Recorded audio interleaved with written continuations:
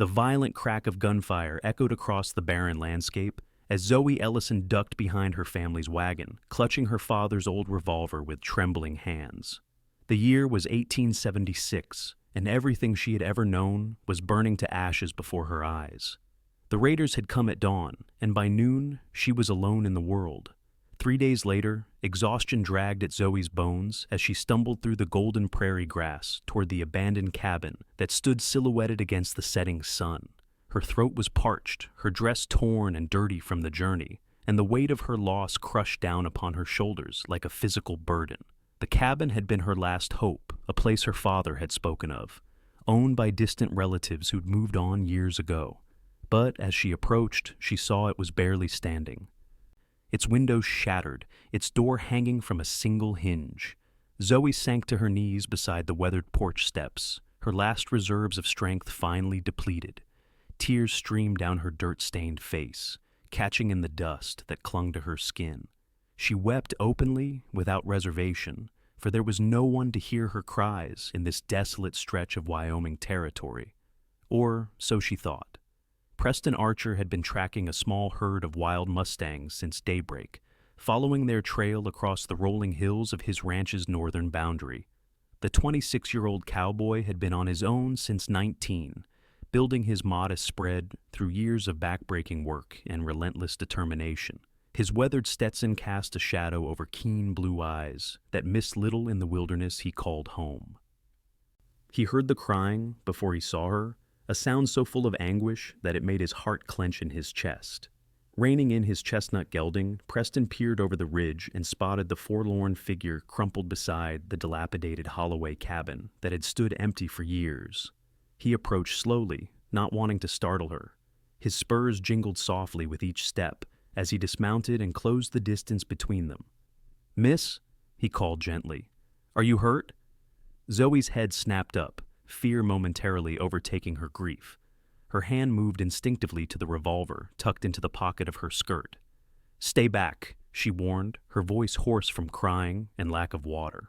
Preston held up his hands, showing he meant no harm. "I'm not looking for trouble, madam. Just checking if you need help." His eyes took in her bedraggled appearance, the dried blood on her sleeve, and the desperate look in her eyes. "My ranch is a few miles from here. You look like you could use some food and rest."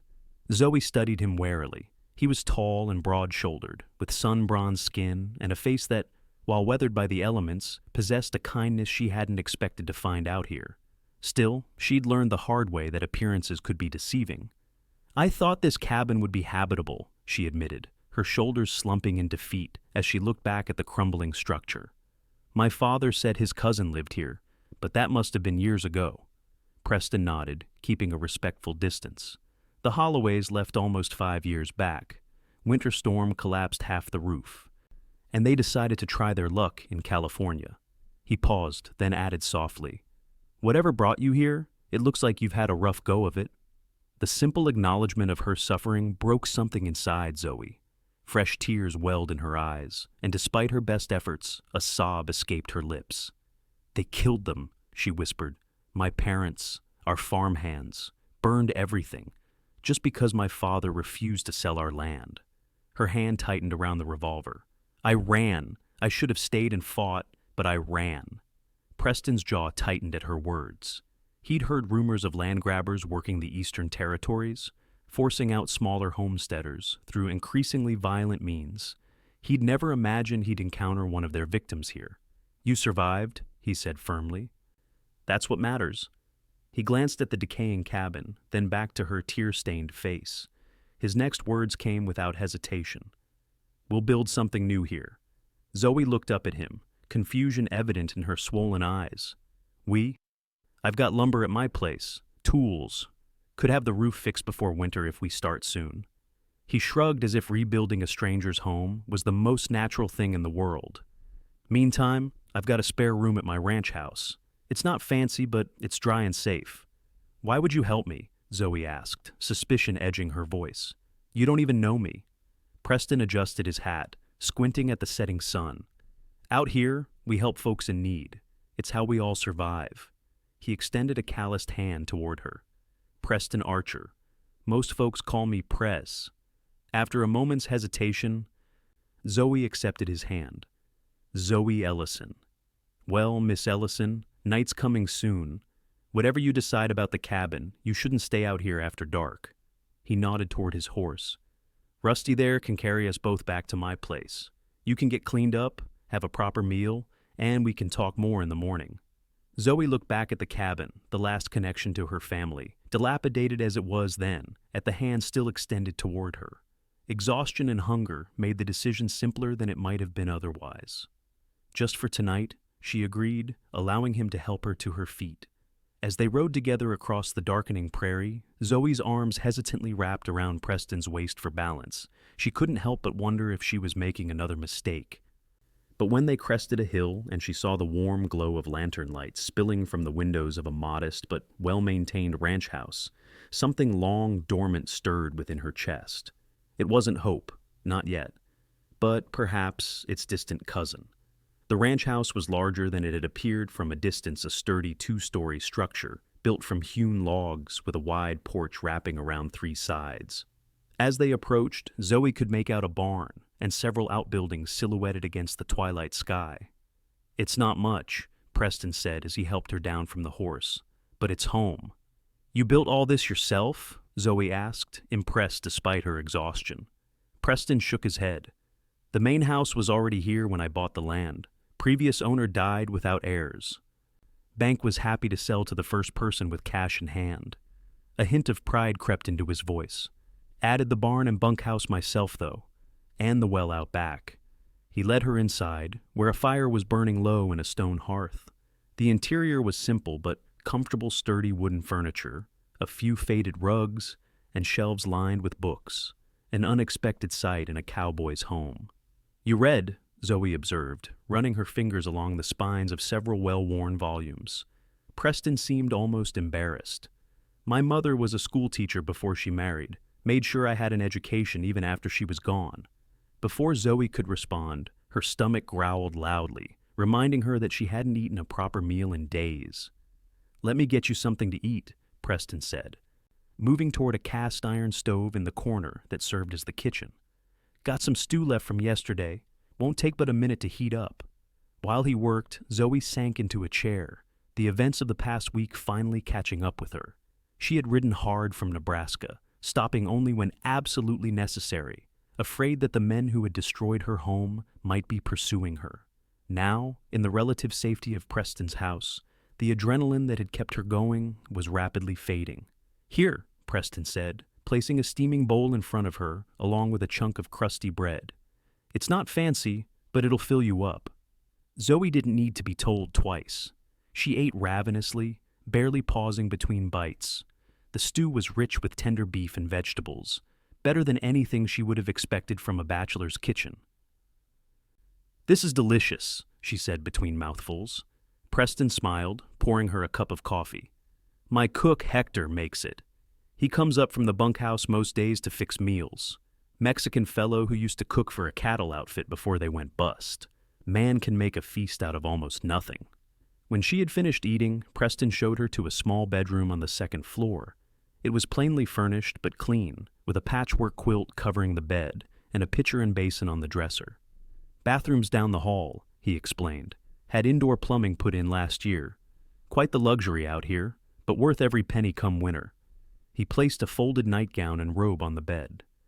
"These belong to my sister. She lives in Denver now with her husband, but keeps some things here for when she visits." Zoe's eyes widened at his thoughtfulness. "Thank you for everything." Preston nodded, suddenly awkward. "Well, I'll leave you to rest. Lock the door if it makes you feel safer. I sleep downstairs." After he left, Zoe took advantage of the bathroom, a true luxury she hadn't expected to find on a remote ranch. She washed away days of dust and grief, letting hot tears mingle with the bathwater until both were drained away. The nightgown was soft against her skin, a feminine comfort she hadn't realized she'd been missing. As she slid between clean sheets, her mind turned to Preston Archer. His kindness seemed genuine, but experience had taught her that men rarely gave without expecting something in return. What would he want from her when morning came? Despite her suspicions, exhaustion soon pulled her into a deep, dreamless sleep. The smell of coffee and bacon woke Zoe the next morning. For a disorienting moment, she thought she was back home, that her mother would be calling her down to breakfast, and her father would be reading his newspaper at the table. Then reality crashed over her like a bucket of ice water. She dressed quickly in her own clothes, which someone had cleaned and left folded outside her door during the night. When she made her way downstairs, she found Preston at the stove, turning bacon in a cast iron skillet. "Morning," he said, glancing over his shoulder. "Hector's visiting his sister in town, so you'll have to make do with my cooking today." He nodded toward the coffee pot. "Help yourself. Cups are in the cabinet." Zoe poured herself coffee and sat at the table, watching him work. In the morning light, she could see him more clearly. He was younger than she'd initially thought, perhaps mid-20s, with laugh lines around his eyes that spoke of a good nature. His movements were efficient and purposeful, a man comfortable with physical labor. "Sleep well?" he asked, placing a plate of eggs, bacon, and biscuits in front of her. "Better than I have in days," she admitted, then hesitated before adding, "Mr. Archer." "Preston," he corrected. "Preston, I appreciate your hospitality, but I can't impose on you further. If you could point me toward the nearest town, I'll be on my way after breakfast." He sat across from her with his own plate, studying her for a moment. "And where will you go from there?" The question caught her off guard. She'd been focused solely on escaping, on finding the cabin her father had mentioned. Beyond that, she had no plan. I'm not sure," she admitted. "Find work, I suppose. I can sew. And I know my letters well enough to teach children." Preston nodded, thoughtfully chewing a piece of bacon. "Grantsville's about 20 miles east. Small place, but growing. They might need a seamstress or teacher." He took a sip of coffee. "Or you could stay here for a while. Get your bearings." Zoe set down her fork. "Why are you doing this? Offering to help rebuild that cabin, letting me stay here. You don't know anything about me." "I know you've suffered a terrible loss," he said simply. "I know what that's like." He looked down at his plate. "Lost my parents in a flash flood when I was 16. Sister and I had nothing but each other after that. If not for folks who helped us along the way, I wouldn't be sitting here today." His honesty disarmed her. "I'm sorry about your parents." Preston shrugged, but the gesture didn't disguise the old pain in his eyes. "It was a long time ago. Point is, I meant what I said yesterday, about the cabin. Old Holloway Place is on my land anyway. Been meaning to fix it up for a line shack or guest house." He met her gaze directly. "You're welcome to it, if you want to stay." Zoe considered his offer. The smart thing would be to move on, to get as far away as possible from the men who had destroyed her life. But she had nowhere to go, no one waiting for her. And something about Preston Archer's straightforward manner made her want to trust him. "I can't accept charity," she said finally. "If I stay, I need to work. Earn my keep." A smile tugged at the corner of Preston's mouth. "Could use help around here. Got 3 ranch hands who can barely boil water between them. Place could use a woman's touch, too." He gestured around the functional but sparse room. "Been bachelor quarters too long." "You're not married?" Zoe asked, then blushed at her directness. Preston laughed, a warm, genuine sound. "No, madam. Never found the time, between building up the ranch and keeping it running." He stood, gathering their empty plates. "Think about my offer. No need to decide today." After breakfast, Preston took her on a tour of the ranch. The Arrow Ranch, as he called it, comprised nearly 2,000 acres of prime grazing land, with a creek running through its heart. He raised cattle primarily, but also kept horses, including several fine breeding mares that clearly were his pride and joy. "That's Thunder," Preston said, pointing to a magnificent black stallion in a corral near the barn. "Best cutting horse in 3 counties. Sired most of our foals the past few years." Zoe approached the fence, and the horse trotted over, snuffling curiously at her outstretched hand. "He's beautiful," she said softly, stroking his velvety nose. "He likes you," Preston observed, sounding pleased. "Usually takes a dislike to strangers." "I grew up around horses," Zoe explained. "My father bred draft horses back in Nebraska. Nothing as fine as yours, but strong, reliable animals." A shadow crossed her face at the mention of her father, and Preston tactfully changed the subject, leading her toward a rise of land where they could see most of the property. including the distant outline of the Holloway cabin. "Land stretches all the way to those hills," he said, pointing west. "Good water, good grass. Took me 5 years to save enough to buy it, and another 3 to make it profitable." He glanced at her. "What I'm saying is, I understand what it means to build something from nothing, and I'm offering to help you do the same, if you want." Zoe looked out over the beautiful landscape, so different from the flat farmland she'd known in Nebraska.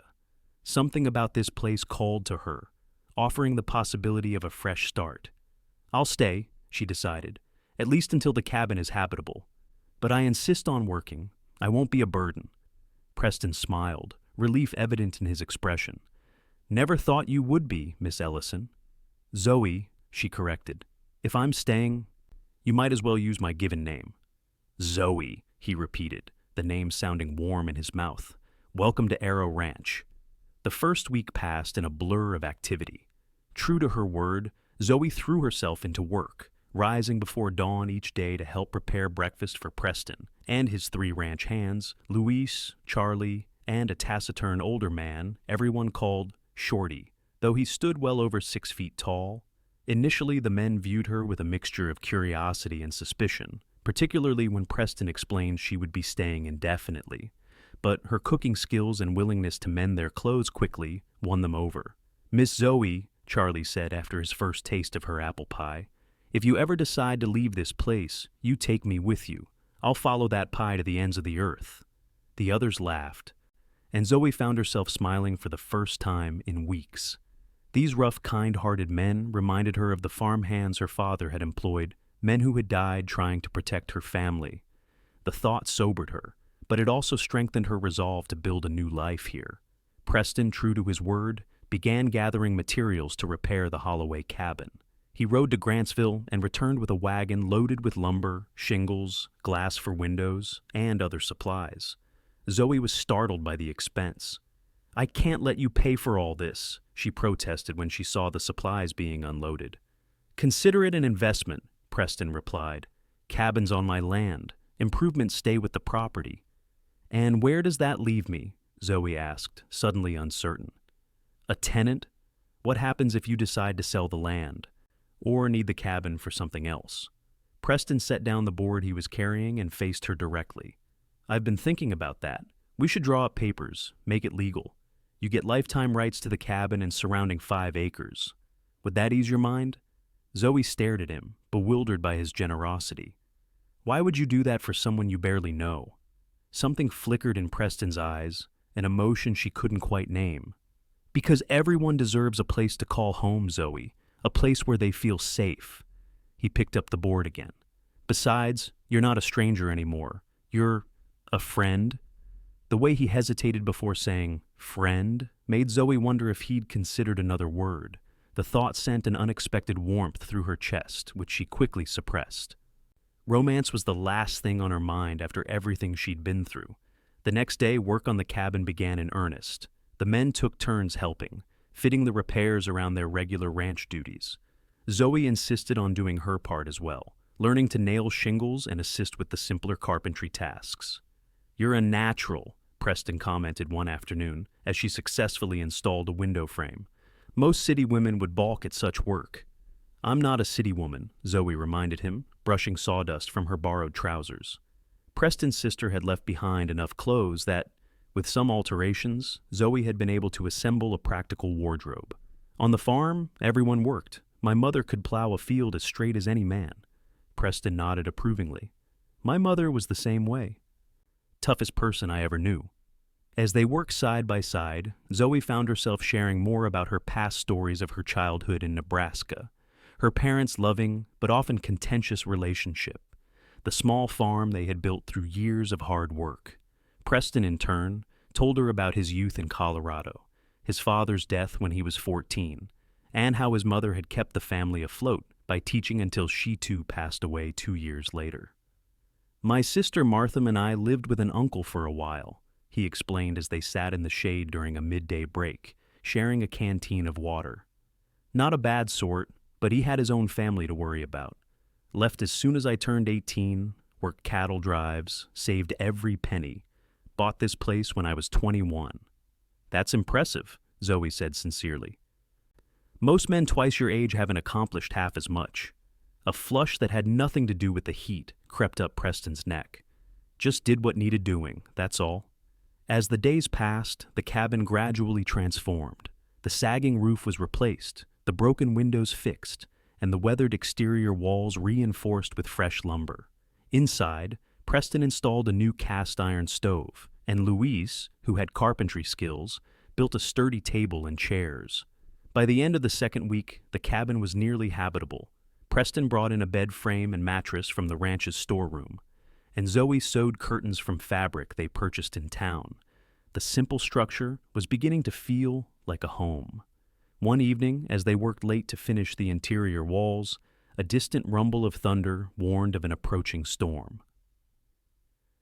Preston glanced out the newly installed window with concern. "Better head back to the ranch house," he said. "That storm's moving fast, and the creek can rise quickly after heavy rain." They hurriedly gathered their tools, but by the time they stepped outside, the sky had darkened ominously. Fat raindrops began to fall as they secured the cabin door, and by the time they reached Preston's horse, which had been grazing nearby, the rain was coming down in sheets. "We'll never make it back before the worst hits," Preston shouted over the downpour. "Better wait it out here." They rushed back to the cabin, already soaked to the skin. Inside, Preston quickly lit the stove and a couple of lanterns, casting a warm glow over the small space. "There should be some dry wood in that bin by the stove," he said, shrugging out of his wet coat. "I'll get a fire going." Zoe wrung out her hair, suddenly conscious of how her wet clothes clung to her body. She turned away, busying herself with arranging the blankets they had brought for the bed. The storm intensified outside, wind howling around the cabin's corners and rain lashing against the windows. But inside, the stove soon radiated a comforting warmth. "Your repairs are holding up well," Zoe observed, listening to the rain drumming on the new roof. "Not a leak to be found." Preston smiled, pride evident in his expression. "Good craftsmanship always pays off." He hesitated, then added, "We should get out of these wet clothes before we catch our death." Zoe felt her face heat. "I don't have anything else to wear. There's a trunk in the back room with some of old Holloway's things. Might find something dry in there. I'll wait here." Zoe retreated to the small back room, where she indeed found a trunk containing several pieces of clothing. She selected a man's shirt that would serve as a makeshift nightgown, long enough to preserve her modesty. After changing, she draped her wet clothes over a chair to dry and wrapped a blanket around her shoulders before returning to the main room. Preston had also changed into a spare shirt and trousers that must have been left in the cabin. He had built up the fire in the stove and was heating water in a kettle. "Found some tea leaves," he explained. "Thought it might help warm us up." Zoe sat across from him at the table, acutely aware of the intimacy of their situation. They were alone, miles from the ranch house, with a storm that showed no signs of abating soon. "I wanted to thank you," she said after a moment of silence, "for everything you've done. Most men would have ridden past that day, or at most, dropped me in town and washed their hands of me." Preston poured the hot water over the tea leaves, his expression thoughtful. "Maybe I should have. Would have been the sensible thing." He looked up, meeting her gaze. "But I'm glad I didn't." Something in his voice made Zoe's heart beat faster. She looked down at her cup, unsure how to respond. "Do you ever think about them?" Preston asked softly. "Your parents, I mean." Zoe nodded, throat tight. "Every day. I keep expecting to turn around and see my mother standing there, or hear my father's laugh." She swallowed hard.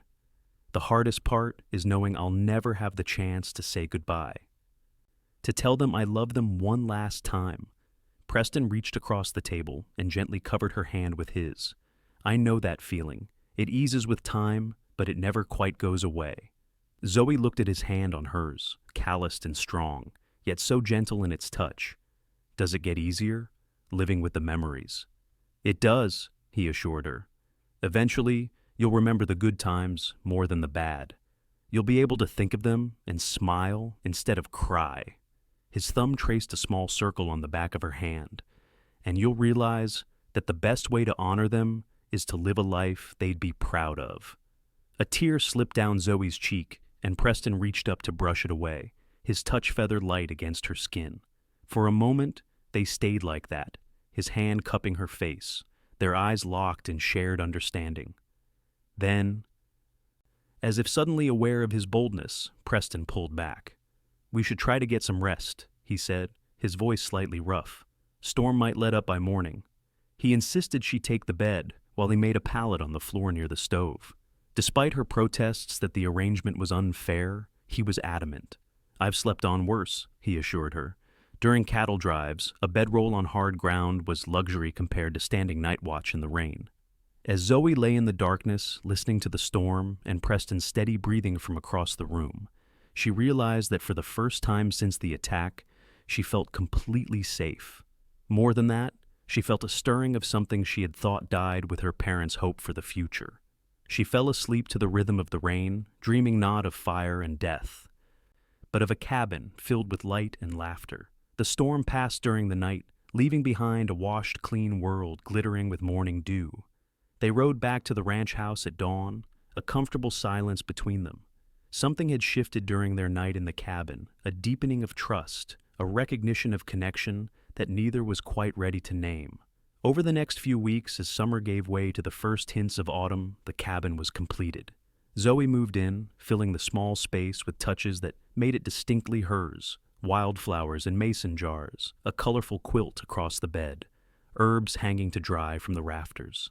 Preston visited often, sometimes bringing supplies or helping with small improvements, other times simply stopping by on his way back from checking fences or livestock. Their conversations flowed easily now, punctuated by laughter and the occasional friendly debate.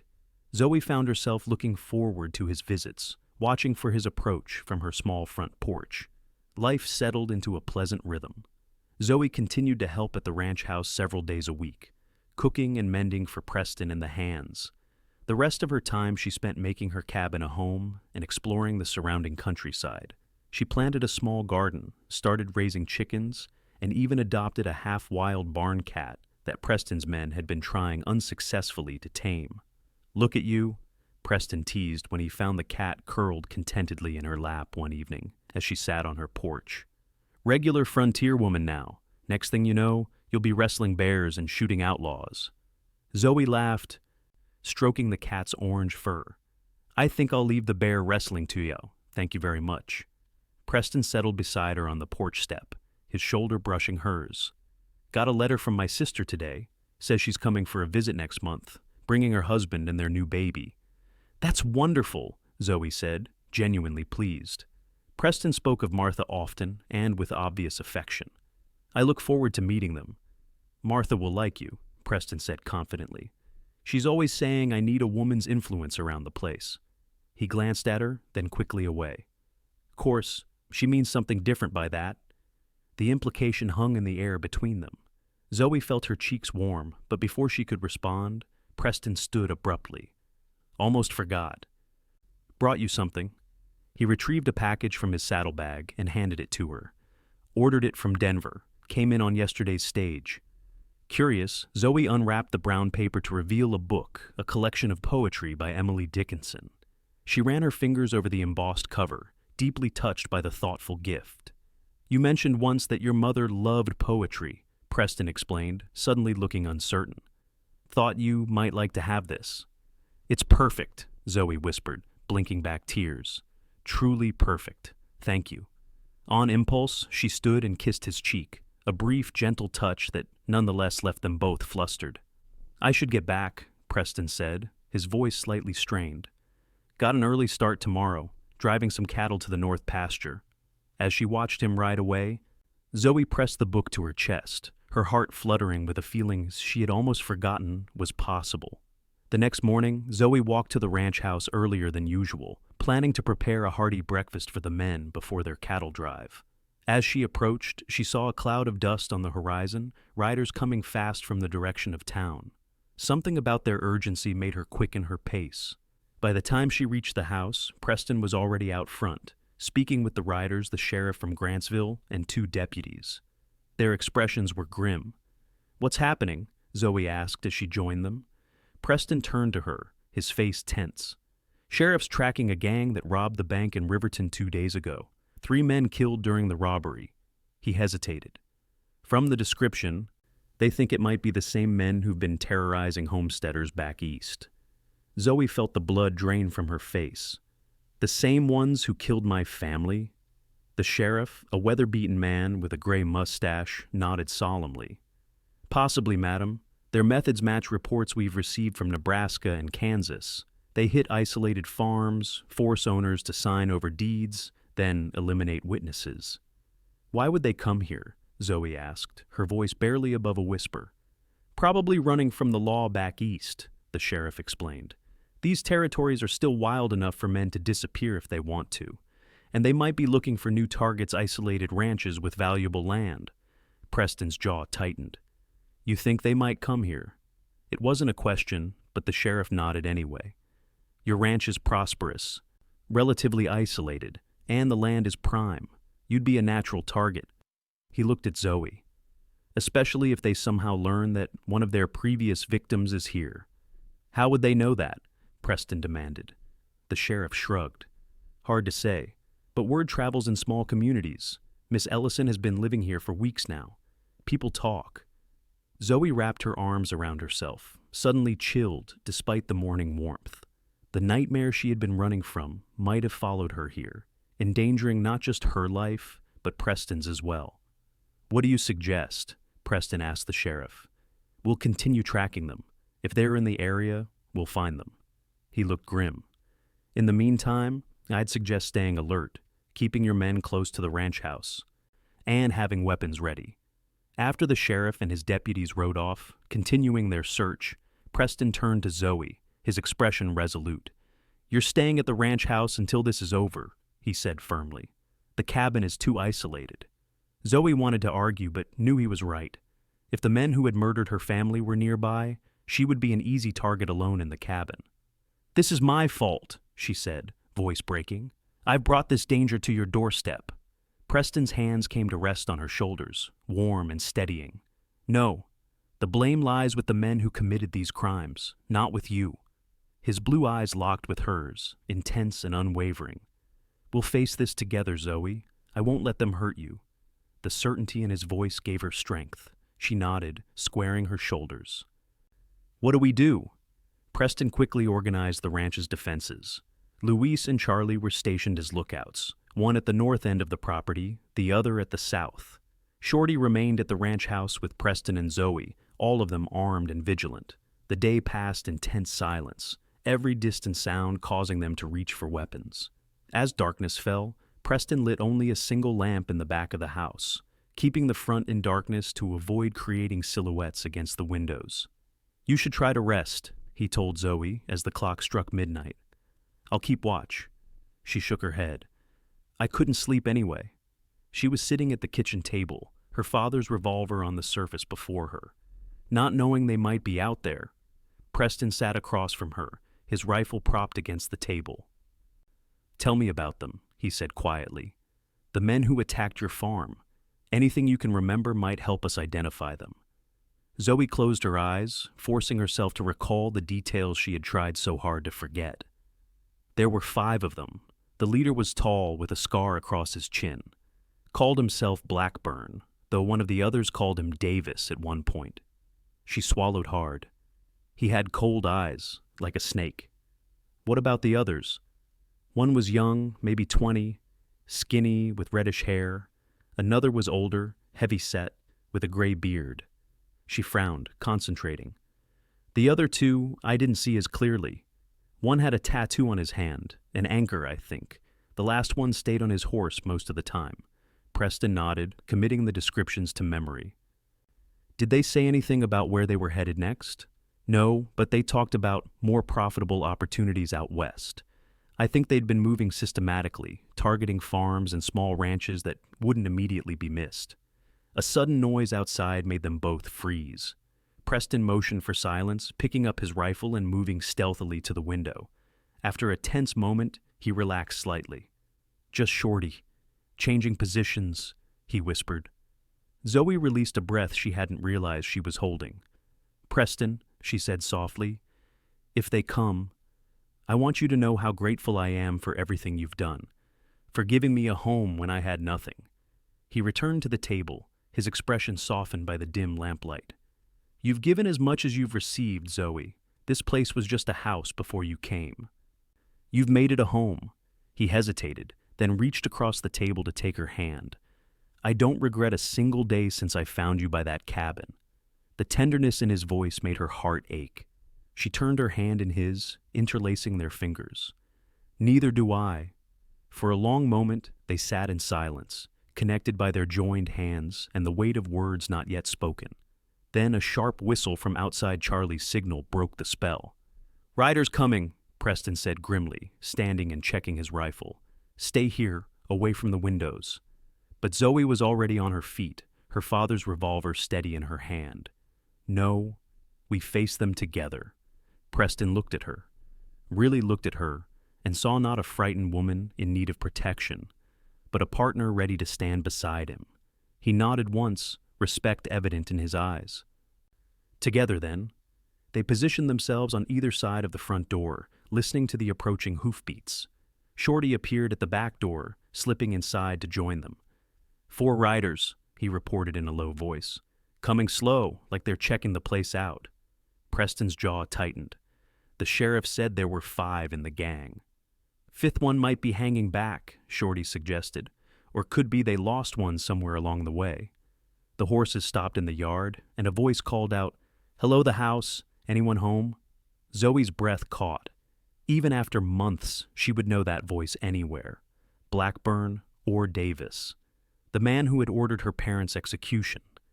"That's him," she whispered to Preston. "The leader." Preston nodded grimly. "What do you want?" he called through the door. "Just looking for a place to rest for the night," the voice answered, falsely congenial. "Been riding hard, saw your light and thought you might offer some hospitality to weary travelers." "Town's just 15 miles east," Preston responded. "Good hotel there. Better keep moving if you want to make it before they close up for the night." A different voice laughed, the sound ugly in the darkness. "Hear that, Davis? Man doesn't want our company." "Now, that's not very neighborly," the first voice Davis said, his tone hardening, "especially when we've come all this way to visit with the young lady you're hiding in there. Miss Ellison and I have unfinished business." Zoe felt a chill run through her at the confirmation that they knew she was here. They had tracked her, followed her trail across hundreds of miles. Preston's expression darkened dangerously. "You've got 5 seconds to get off my property," he called out. "After that, we start shooting." "I don't think you understand the situation," Davis replied, all pretense of friendliness gone. "There are 4 of us, and only 3 of you. We've already dealt with your lookouts. Quiet as mice, they went." He paused to let the implication sink in. "Now, send out the girl, and we'll leave the rest of you in peace. She's all we want." Zoe's heart sank at the news about Charlie and Luis. She prayed they were just unconscious or tied up, not dead, but she feared the worst. These men didn't leave witnesses. Preston's hand found hers in the darkness, squeezing once. "That's not going to happen," he shouted back. "She's under my protection." "Have it your way," Davis called, and the ominous sound of rifles being readied followed his words. "But remember, you chose this." The first shot shattered a window, showering glass across the floor. Preston pushed Zoe down behind the solid oak sideboard as more bullets splintered the door and window frames. "Stay low," he instructed, then nodded to Shorty. "Back door. Try to circle around behind them." Shorty nodded and slipped away toward the kitchen. Preston turned to Zoe. "When I start firing, move to the window on the left. It'll give you a better angle." The gunfight that followed was brief but intense. Preston fired methodically through the broken window, forcing the attackers to take cover behind the water trough and corral fence. Zoe, despite her limited experience with firearms, managed to keep up a steady enough fire to prevent them from rushing the house. A shout from outside told them Shorty had successfully flanked the attackers. In the confusion, one of the gang was hit, his cry of pain cutting through the night. "Davis!" the wounded man yelled. "I'm hit bad!" "Shut up and keep firing!" Davis shouted back, his voice strained. The exchange gave Zoe a crucial piece of information, the gang's position. She shifted slightly, aiming carefully toward the water trough, where Davis's voice had come from. When a shadow moved there, she squeezed the trigger. A howl of pain rewarded her aim. "She got me!" Davis screamed, rage and disbelief mingling in his voice. His words were cut off by more gunfire as Shorty pressed his advantage. The remaining gang members began to fall back, dragging their wounded with them. The sound of retreating horses confirmed their withdrawal. Preston waited a full 5 minutes after the last hoofbeat faded before cautiously approaching the door. "Stay here," he told Zoe. "Could be a trick." He and Shorty ventured outside, moving carefully through the darkness. Zoe waited, heart pounding, until Preston's voice called, "All clear." She rushed outside to find Preston kneeling beside a prone figure Charlie, bound and gagged but very much alive. Shorty was already heading toward the north pasture to look for Luis. "They jumped us," Charlie explained after Preston removed his gag. "Came up quiet like while we were watching the road. Must have circled around through the creek bed where we couldn't see them coming." He winced as Zoe helped untie his hands. "Knocked me out cold. When I came to, they had me tied up behind the woodshed. Heard the whole thing, but couldn't do a damn thing to help." "You're alive. That's what matters," Preston assured him. Shorty returned with Luis, who had suffered a similar fate but was otherwise unharmed. The ranch hands immediately began checking the property perimeter, making sure the attackers were truly gone. As the adrenaline of the fight wore off, Zoe found herself trembling. Preston noticed immediately and led her back inside, guiding her to a chair in the kitchen. "It's over," he said gently, kneeling before her. "They're gone." "But for how long?" Zoe asked, her voice small. "Davis is wounded, but they'll be back. They won't stop until they finish what they started." Preston took her hands in his touch anchoring her. "Then we'll be ready for them. The sheriff and his deputies will be back tomorrow. Once they know the gang is definitely in the area, they'll bring more men." His grip tightened reassuringly. "You're not alone in this, Zoe. Not anymore." The truth of his words washed over her, calming her fears. She wasn't the terrified, isolated woman who had fled across the prairie anymore. She had a home now. People who cared for her. Someone who would stand beside her against any threat. "No," she agreed softly. "I'm not alone." Their eyes met, and in that moment, with the danger temporarily past and the future still uncertain, something shifted between them. Preston's gaze dropped to her lips, then back to her eyes, a question in his expression. Slowly, giving her every chance to pull away, he leaned forward. Zoe met him halfway, her hands rising to frame his face as their lips met in a gentle, questioning kiss. When they parted, Preston rested his forehead against hers, his breath warm against her skin. "I've been wanting to do that for weeks," he confessed. Zoe smiled, her heart lighter than it had been in months. "What took you so long?" Their second kiss was deeper, a promise of things to come, interrupted only by Shorty's discreet cough as he entered the kitchen. "Perimeter's clear," he reported, tactfully looking everywhere but at the couple. "Charlie and Luis are standing guard, just in case. But I reckon those varmints won't be back tonight, not with 2 of them wounded." Preston straightened, his hand finding Zoe's. "Good. We'll keep watches through the night anyway. I'll take the first shift." "No need, boss," Shorty said. "Me and the boys can handle it. You 2 have had enough excitement for one night." With a knowing glance at their joined hands, he added, "Might be you have some talking to do anyway." After Shorty left, Preston and Zoe sat at the kitchen table, hands still linked, the oil lamp casting a warm glow over their faces. "He's right," Preston said. "We should talk about what happens next." Zoe nodded, suddenly uncertain. The kiss had been wonderful, but in the aftermath of danger, emotions ran high. Perhaps in the light of day he would regret his impulsiveness. "Preston," she began, "tonight was the most terrifying and wonderful night of my life," he finished. When she looked startled, he smiled. "Terrifying because I could have lost you before I ever told you how I feel. Wonderful because I didn't." "And how do you feel?" Zoe asked, her heart hammering in her chest. Preston's expression softened. "I love you, Zoe Ellison. Have since about the second week you were here. Maybe even since I found you crying by that cabin and promised we'd build something new there." He squeezed her hands. "I kept telling myself it was too soon, that you needed time to heal. But tonight made me realize life's too short for waiting." Tears filled Zoe's eyes, but they were tears of joy, not sorrow. "I love you too," she whispered. "I think I started falling for you that first night at the ranch, when you gave me shelter and asked for nothing in return. But I was afraid to trust those feelings, afraid of being hurt again. And now?" Preston asked, a hint of vulnerability in his voice. "Now I know that loving someone means taking that risk," Zoe said. "And you're worth the risk." Preston Archer. The next morning dawned clear and bright, a stark contrast to the violence of the night before. Preston and Zoe had eventually fallen asleep in the parlor, her head resting on his shoulder as they sat on the sofa. They awoke to the sound of horses approaching, not stealthy this time, but the unmistakable rhythm of a lawman's posse. The sheriff had returned with 6 deputies and news that made Zoe's knees weak with relief. The gang had been captured 10 miles from the ranch, trying to cross the river in the darkness. One had drowned in the attempt. Davis, wounded in the shoulder by Zoe's shot, and the 2 others were in custody, headed for trial and the gallows that surely awaited them. "Found this on Davis," the sheriff said, handing Zoe a folded paper. "Thought you might want it." It was the deed to her parents' farm in Nebraska, stained with blood but still legible. Her father's signature had been forged at the bottom, a clumsy attempt to make the land transfer appear legitimate. "It's over," Preston said softly, his arm around her shoulders. "They can't hurt anyone else." Zoe looked up at him, then at the deed in her hands. "I could go back," she said thoughtfully. "Reclaim the farm. It's still legally mine." Preston's arm tightened almost imperceptibly around her. "Is that what you want?" She considered the question honestly.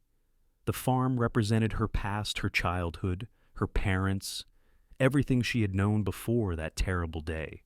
But it also held painful memories that would never fully fade.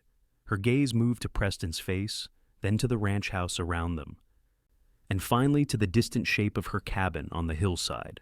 This place represented something different, not a replacement for what she had lost, but a new beginning, a future built from tragedy, but not defined by it. "No," she said finally. "I don't want to go back. This is my home now." She looked up at Preston, her decision made. "With you." The relief in his eyes was palpable. "I was hoping you'd say that," he admitted, "though I would have understood if you wanted to return." "There's nothing for me there anymore," Zoe said, tucking the deed into her pocket. "Just ghosts and painful memories." She smiled up at him. "Everything I want is here." In the days that followed, life at Arrow Ranch gradually returned to normal. Luis and Charlie recovered from their ordeal, though both were more vigilant on their watches than before. The cabin on the hill was repaired where stray bullets had damaged the new siding, and Preston officially filed papers with the county clerk, giving Zoe lifetime rights to the property. But Zoe spent less and less time at the cabin as autumn progressed. More often than not, she could be found at the ranch house, cooking alongside Hector, organizing the previously chaotic storage rooms, or sitting with Preston on the porch in the evenings, planning improvements to the property. Martha arrived for her visit as promised, bringing her husband Edward and their infant son, William. She took one look at Preston and Zoe together and smiled knowingly. "About time," was all she said, hugging her brother fiercely. To Zoe, she whispered, "I was beginning to think he'd never find someone worthy of this place or of him." The 2 women became fast friends, with Martha sharing stories of Preston's youth that made him groan with embarrassment and Zoe laugh until tears streamed down her face. On the night before Martha and her family were to return to Denver, Preston asked Zoe to walk with him to the cabin. The structure stood silhouetted against the sunset, its new roof and walls solid against the coming winter. "We did a good job," Zoe observed as they approached. "It should stand for many years now." Preston nodded, oddly quiet as they climbed the porch steps. Inside, she was surprised to find the table set for dinner, with candles waiting to be lit and a bottle of wine, a rare luxury in these parts, chilling in a bucket of cold water. "What's all this?" she asked, turning to find Preston watching her with an intensity that made her breath catch. "I wanted us to have one special night here," he explained, moving to light the candles, "in the place where everything began." The meal was simple, but delicious roast chicken, fresh bread, and vegetables from Zoe's garden. They talked easily about Martha's visit, plans for the ranch, books they had read, the comfortable conversation of two people who had found home in each other.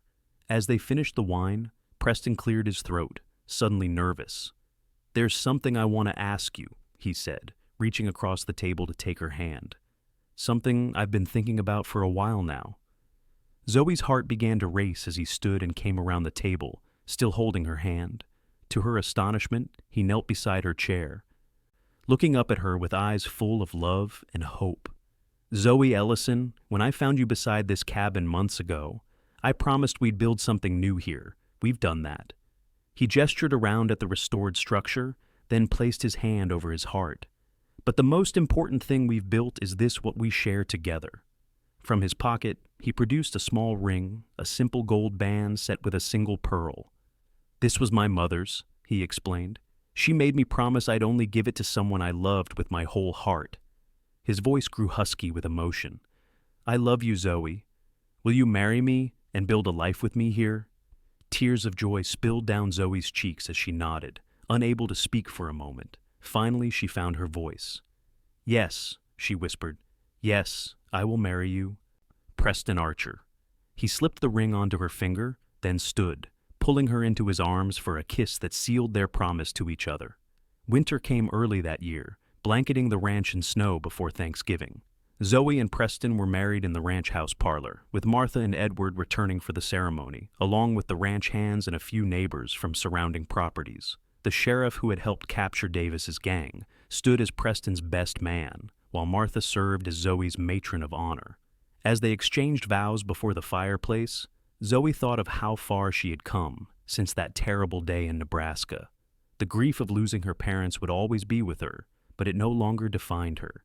In its place, she had found love, purpose, and a home. The cabin on the hill became a guest house, welcoming Martha's family on their visits and occasionally housing travelers in need of shelter. Preston and Zoe's way of paying forward the kindness that had brought them together. Spring brought new life to Arrow Ranch calves in the pastures, foals in the corral, and the news that Zoe was expecting their first child. Standing on the porch of the ranch house, her hand resting on the gentle swell of her belly, she watched Preston teaching Charlie's young son to ride one of the gentler horses. "What are you thinking about?" Preston asked later, joining her on the porch with 2 cups of coffee. Zoe smiled, leaning into his embrace. "About how things can change so quickly. A year ago, I had lost everything. Now I have more than I ever dreamed possible." Preston pressed a kiss to her temple. "We built something good here, just like I promised." "Yes," Zoe agreed, watching the sunset paint the distant cabin in gold. "Something worth fighting for. Something that will last." And as darkness fell over Arrow Ranch, bringing with it the promise of another day together, Zoe knew with absolute certainty that they had indeed built something new. Not just a home or a ranch, but a love strong enough to withstand whatever life might bring their way. Years passed, and the Arrow Ranch prospered under the joint stewardship of Preston and Zoe Archer. Their family grew with the birth of twin daughters, Emma and Grace, followed 2 years later by a son they named James, after Zoe's father. The cabin on the hill became a place of special significance for the family. On the anniversary of the day they met, Preston and Zoe would spend an evening there, remembering how their story began and celebrating how far they had come. When the children were old enough to understand, Zoe told them about their grandparents in Nebraska and the journey that had brought her to Wyoming territory. She taught them that, even from the greatest loss, new beginnings could emerge, and that love was worth any risk it demanded. Preston expanded the ranch, eventually adding a school for the children of Arrow Ranch and neighboring properties. Zoe taught there 3 days a week, fulfilling the teaching ambition she had mentioned to Preston during their first breakfast together. Through hardships and joys, droughts and bountiful years, Preston and Zoe stood together, their partnership a testament to the promise made beside an empty cabin so many years before. They had built something new, something strong, something lasting, a legacy of love that would endure long after they were gone. And on quiet evenings, when the work was done and the children were asleep, they would often sit together on the porch of the ranch house, hand in hand, watching the stars emerge above the cabin on the hill where their story began.